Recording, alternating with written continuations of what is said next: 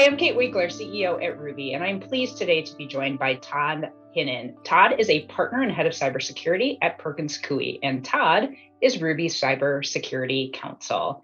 Todd, I want to get started today by having you start with an introduction because you have a really interesting background. Thank you, Kate. Happy to give a short introduction. As you mentioned, I'm a partner at Perkins Coie in the privacy and data security practice here. Before I joined Perkins Coie, I was a federal prosecutor in the Department of Justice's computer crime section. I was at the National Security Council for a few years, coordinating the interagency's approach to terrorist use of the internet, terrorist financing, and cybersecurity. I was briefly then Senator Joe Biden's chief counsel his last 2 years in the Senate. And then I was a member of the leadership team and ultimately the leader of the Department of Justice's National Security Division. So you're a little bit of an expert here. A little bit of a background in this area. Yes. Well, I really appreciate you joining me today because for the benefit of our audience, you and I met last July when Ruby was impacted by the big Kaseya cyber attack. And for the benefit of our audience, Kaseya is actually a remote monitoring and management system, and it's one of our vendors that pushes updates throughout our system. And they experienced a global cyber attack impacting hundreds of thousands of businesses, and Ruby was just one. And unfortunately, you and I got back together this week when Opus Interactive, who is our hosting provider, was the target of a cyber attack as well. So this conversation's pretty fresh of mind. And what I want to do today is give our Ruby community practical tips and advice on what to do if they're impacted by a cyber attack and how to spot a cyber attack. So Todd, could you help us understand how do you see those typical signs of when you might be under attack? It's really difficult to overemphasize the importance of preparing for the possibility of an attack. You know, companies should be conducting risk assessments to identify their biggest cyber risks.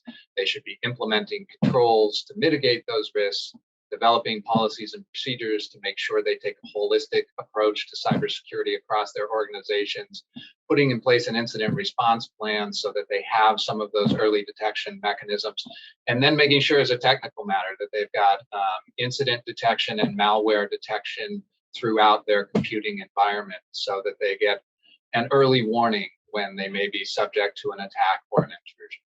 And are there typical signs of what those early warnings might be? Is it system monitors? Is it, an abrupt shutdown as an example?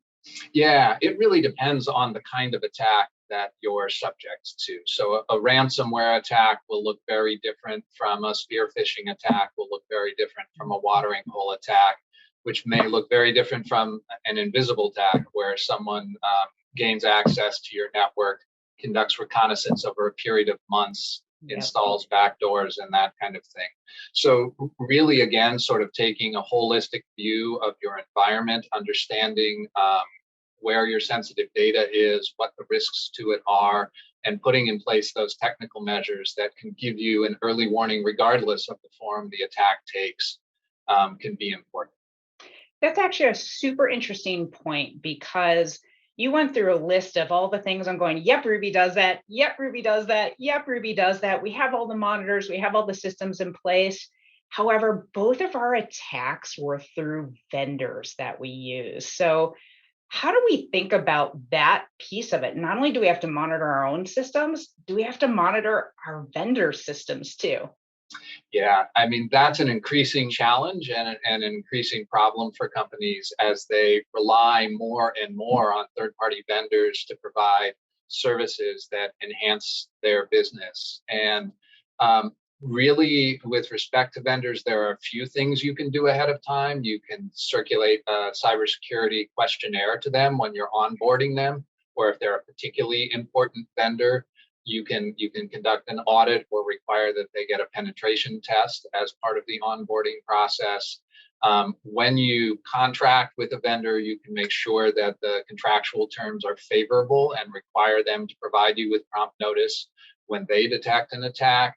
And then you can make sure that both you and they are well insured against the damage that can be caused by a cyber attack.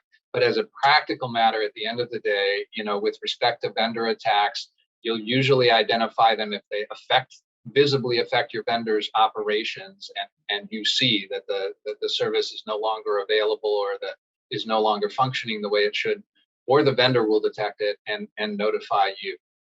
That's so important, because we have a lot of those things that you're talking about in place. And the one area and the additional tip I would add is the one thing that I think we relied on was how transparent our vendor was going to be in a lot of these scenarios. And so we're now taking a completely different lens of saying, how do we have a backup vendor for our primary vendor, active passive vendor, active vendor, et cetera?